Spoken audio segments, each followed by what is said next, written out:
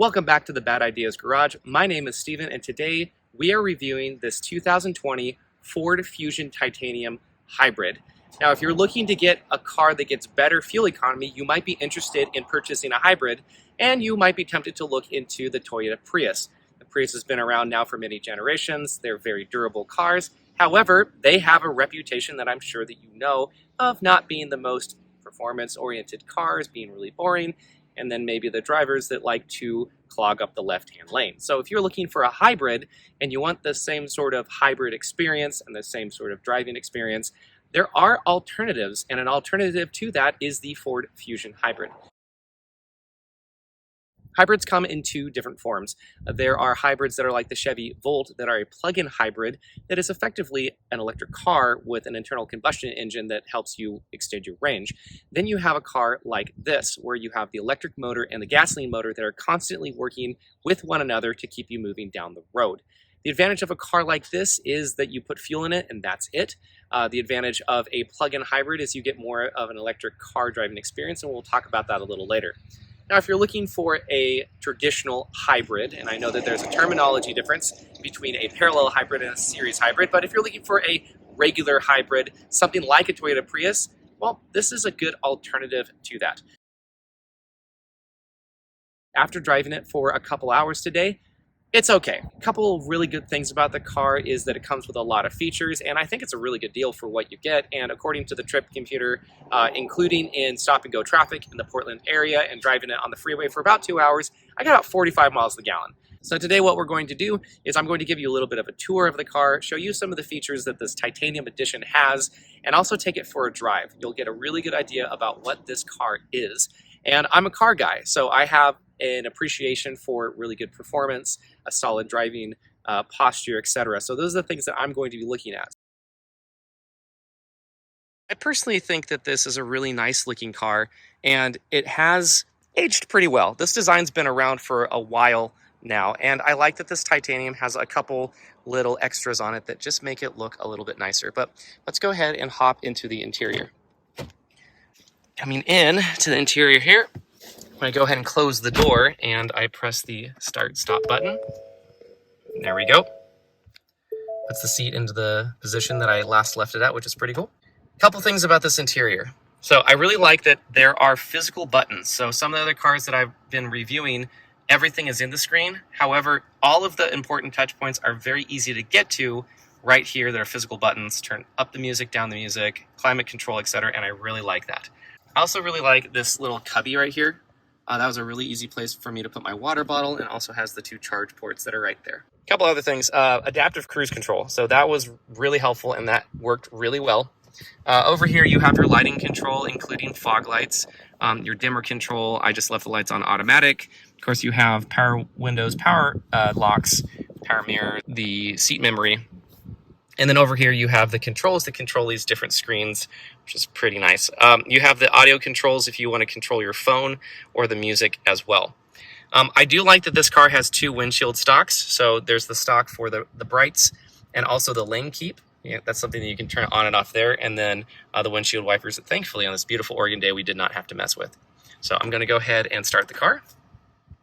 There you go. And so because the hybrid obviously doesn't make any noise, so in the time that I've had the car, I've barely used any fuel. Over here on the left-hand side, though, I really like this these different menu options. So engage, this is what tells you what sort of propulsion that the car is using. So it tells me right now that I'd be using EV propulsion, and then it also gives me a notice if I start using the electric motor or the gasoline motor as well. So you can see that there are two different levels. There is the internal one, which is the EV, and the external part of the circle, which is when the gasoline engine's on. So moving down, it goes from engage to empower. So this is a different way to be able to read how much power is coming out of the engine in terms of kilowatts when that is on, which is pretty cool. This view tells you how well that you're doing in terms of driving. It's kind of like a driving coach, to my understanding. So it tells me that I'm doing a pretty good job at that, which is cool.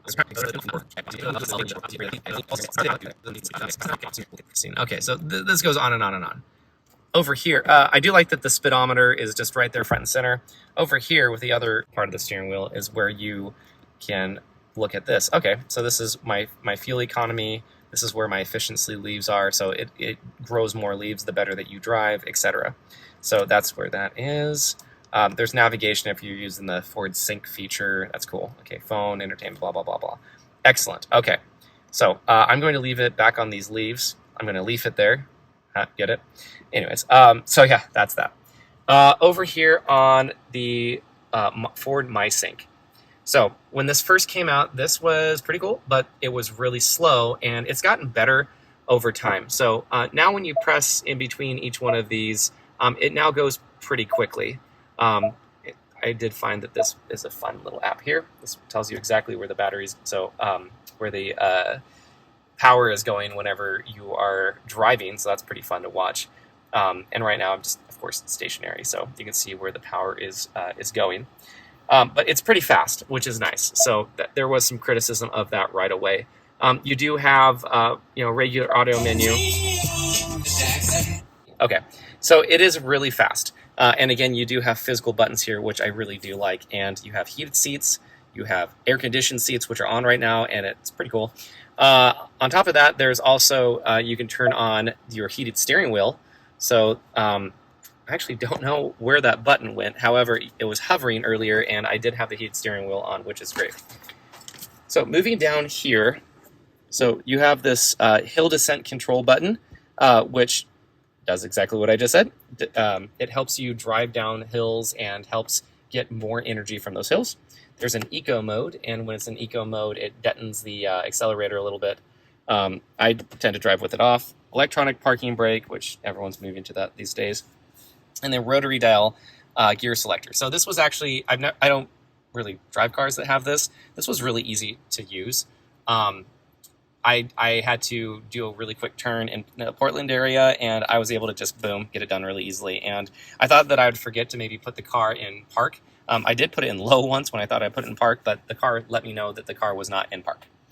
So a couple other things that you have just a regular glove box, and it is nice in here. These materials are better than the Dodge Charger that I drove a couple weeks ago. So the touch points in here, they do feel a lot better. Okay, hopping into the back seat. I'm 6 feet tall, and this is super nice back here. There's lots and lots of space, some cup holders, but this is quite nice. All right, so as a 6 foot tall dude, it does feel like my hair is touching the top. However, my seat is up I guess a little bit.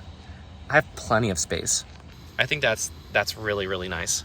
So a lot of small SUVs and such that you would get that probably be similar to this price have massively tiny back seats. And let me tell you, that's really important when you're a dad. I'm a young father, and getting a car seat back here, especially because you have child seat anchors down here, would be an absolute breeze. I didn't really realize just how small the back seats were in small SUVs until our small SUV, we put our kid car seat back there and then compared it to my parents who have an Acura TL. It's just like night and day. Putting a car seat in the back of a sedan is just way, way easier. I guess some people might say that having the higher ground clearance makes it easier, but I personally really enjoy putting it just in the back of a sedan. Here we are driving the 2020 Ford Fusion Titanium Hybrid. So I just got the car, and it's actually really nice. So this is another car that I'm renting and just driving around my town. I don't have a hybrid, so it is an interesting experience. Just right off the bat with acceleration, just not having any gears. It definitely feels like you have to really get into the accelerator pedal to get it going, which is, I guess it's how it's how these cars are put together. So it's not surprising that you have to do that. The nice thing is that I really like the brakes. I know a lot of earlier hybrids and then even some electric cars have a hard time with the transition between a regular brake and the regenerative brakes. And honestly, these brakes are wonderful. I hardly notice, and they do feel very strong. So really surprised on that end. That's really nice. I've driven these Fusions many times before. The ones with the power shift twin clutch, I know some of those had mechanical problems, but my brother actually had one, and I've rented those a lot. And those were those were okay. I always felt like those transmissions were just very okay. I understand maybe why Ford was doing that. I just never really liked it. So anyways, so this is a new drivetrain that I've never experienced in a car that I am experienced with, and so far so good. So driving up to the Portland area, which means that I have about an hour or so in the car, and I'm merging onto the freeway here, and I don't even feel the acceleration. Even if I put my foot into it a little bit, you just hear a little bit of a hum from the engine, and that's it. Really got okay. I'm trying to get a little speed here. Okay, you really got to put your foot into it on the highway to really get things going. Okay, I see how this is going to be. So, I normally drive with the cruise control. Looks like this one has adaptive cruise control, which could be fun. So, yeah, that's my driving impression so far. Some of these Fusions came with a very potent twin-turbo V6 and all-wheel drive. I never had a chance to drive one of those, but I do know that those are pretty quick. But again, with the twin-clutch transmission, they probably did better with that power plant. The only one that I ever drove was base model, so not very much power. It's similar to what's here. And on the freeway, I remember driving that, it just would be shifting between fifth and sixth gear, back and forth and back and forth and back and forth. So obviously this does not have that same type of transmission because it's a hybrid, but if you want to move it up just 5 miles an hour, you really gotta get into it. You can barely hear the engine humming, which is nice. It's very, very comfortable, very quiet in here.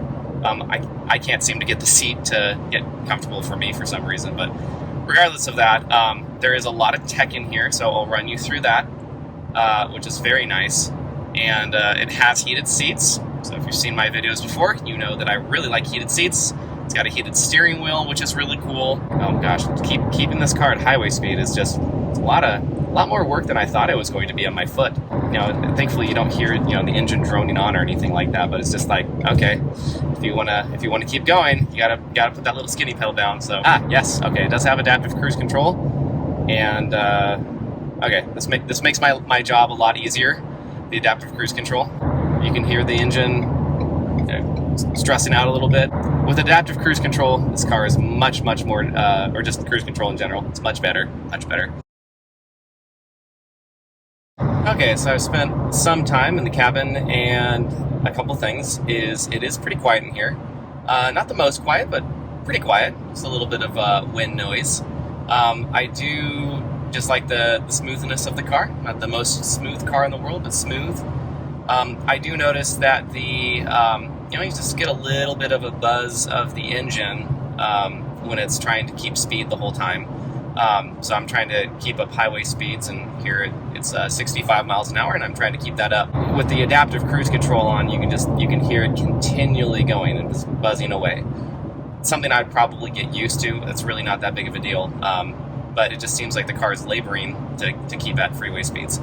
According to this computer, I am getting over 40 miles to the gallon, which is good. One interesting thing is there is definitely a discrepancy between on the left-hand side of the screen, there is a digital speedometer that I've set this to, and then I set the adaptive cruise control, and then the physical speedometer, they're off by about 5 miles an hour. So according to the digital speedometer, I am doing 65 miles an hour, and the physical speedometer, I'm doing 60. So that's fun. Other things. Actually, I don't really have anything else. It's pretty standard. I flipped the butt coolers on, and because the butt warmers were getting a little out of control. And I do like that, especially compared to the other cars I've had recently, there are lots of physical buttons for the climate control. So it's very easy to turn these things on, turn the climate control on, turn on the stereo, turn it off, etc. And I very much like that. But yeah, nothing overly spectacular to say about the car otherwise. Ooh, I think. Aha! I've just decreased the road noise because the moonroof cover was open, so that did make a difference. Awesome. Okay, we're going to check in a little bit. So driving around in the city in this car, it makes a lot more sense if you don't have to do as much freeway driving. There's a big screen here. It's got CarPlay, and the acceleration in between stoplights and the regenerative braking, actually, it makes a lot more sense when you are driving this in the city compared to when I was driving it earlier simply on the highway. So I do have a little bit more highway left, but it's a lot more pleasant in the city, it seems like. The torque, I'm still getting used to the way that the torque comes on. I would love it to be more of an electric car feel, where it's, you just get more of it. But in the city and in stop and go traffic, especially with this adaptive cruise control, it's actually way better. This is a very odd feeling to have the car go back and forth and literally do stop and go traffic. We're not actually going all the way stopped and all the way go, but for example, the car in front of me is going to slow down, let a car in, and this goes all the way down to a couple miles an hour. The adaptive cruise in my Mazda 3 is not very advanced. It quits at about 18 miles an hour. So this going all the way, basically to a dead stop. I haven't taken it all the way to stop. It's pretty cool, and it's also really good at keeping distance. The one in my Mazda it doesn't do that. If there's a distance in front of it, it just takes forever to fill that gap. This car does a really good job of slowing down, and again, it's very weird. It's keeping basically exactly 2 car lengths on its own, and it's doing a really good job at it. All right, so the cruise control brought me all the way to a stop. So it's having a little bit of a struggle with just the inching here and there, but yeah, it's a little jerky, but I don't think I've ever driven a system that will ever take me all the way to a stop and then will resume once things move again. So this was definitely a first, and my foot is not on the brake and it's not on the gas. Cruise control is set to 60 miles an hour, and I'm doing about, 0.6 miles per hour. Anyways, this is the type of traffic that really stresses me out, but having the cruise control do its thing is actually really comforting, so it's pretty cool. Come on. I was putting my foot very, very deep into the accelerator. Come on, still trying to get up to 65. There we go. So, let's talk about the things that I don't like about this car in summary. First things first, on the highway, trying to keep up with speed, it's difficult. The adaptive cruise control makes it a lot more bearable. However, it drones a little bit, and it just feels like it's having a hard time keeping up. When I had my electric car, granted, didn't have very much range. However, it didn't matter what speed it was. I could put my foot down and always a smile to my face, and it moved. This car just doesn't seem like it really wants to go. Granted, I know that it's a Ford Fusion hybrid. It's not a sports car. However, I'm just very, very surprised that that's the case. And we don't have a very high speed limit here in Oregon, and it still had a hard time. Also, trying to get the seat in place and comfortable is difficult. So they have these backrests, and that's why I have the angle of the camera, that it hurts my neck, just to be honest. And I tried to get this seat into so many different ways, and I could not do it. So that was less than ideal. I don't know if I'm just completely missing something. I'm sure that I should have read the owner's manual, but I didn't. And so I just suffered through it for a long time today. There's also some divots in the road from studded tires that Oregonians insist on running until April 15th, so thank goodness they're off the road now. And the car gets taken by them a little bit. I'm not sure if that is how comparable that is to the regular Fusion. Speaking of which, I'm actually passing one right now. It just seems like the car and the little divots in the road kind of gets taken a little bit. However, when I have the lane keep technology turned on, it actually keeps it really well centered, even through those divots. So that's a way to get around it. Would I recommend this car? Maybe. If you lived in the city and you did a lot of traffic and you didn't mind letting the car drive for you, you want to get good gas mileage, and you don't want to drive a Prius because Prius. This would be a great car. If you do any time on the freeway or any sort of extended time in the car, I would not recommend it. It is nice that it has cargo space. It still has a pretty good sized trunk, even though battery's taking up half of it. but you can carry around humans in it, which is important if that's you have small ones. Getting a kid in the back seat, great. Having an overall utilitarian car for a short commute, awesome. Any freeway driving, probably not. I think that drive me absolutely nuts. So things that I do like about the car is I like the sync system. I like how it's got a really big screen. It's really fast. It has Apple CarPlay, and there's all sorts of fun features in here like heated and ventilated seats. That's really nice. I also really like the fuel economy.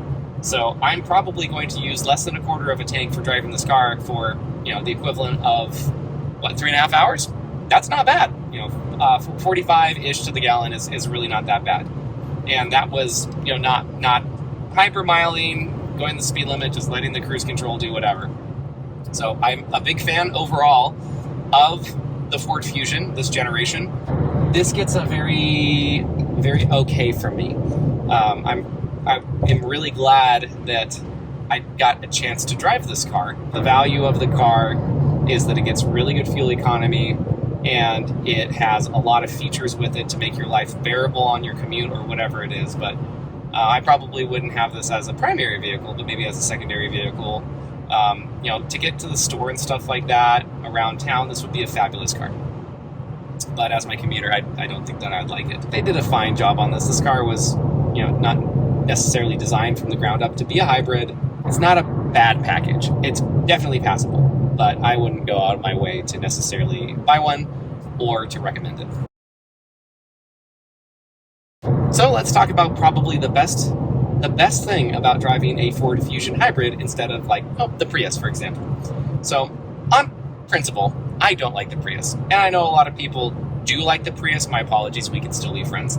I don't like the Prius, and a lot of it is the perception, at least here in Oregon, the left-hand Prius, it's a real thing. So the perception of Prius drivers to me are very, very slow because you drive a car that you want to save Mother Earth the way that you're driving. So that perception of what the Prius is, whether it's a positive or a negative thing, I can't. I've driven Gen 2 Prius, I've driven Gen 3 Prius, and I've driven the Prius C and the Prius V, and I haven't really liked any of them. I'm so sorry, which is probably not a surprise because I'm a car guy. This car is better than all of them. Priuses, if you can find a used Prius and it's been well taken care of, you'll get 250,000 miles on it before you have to do anything. A friend of mine, I think he had 270 on his before he had to replace his battery pack. And even then it was fine. It just, the battery, the fuel economy had dipped to the low 40 miles a gallon instead of the up 40 miles a gallon. If you want to drive it, that's fine. However, if you want to have any sort of soul in the way that your car drives, you cannot drive a Prius. It's ugh.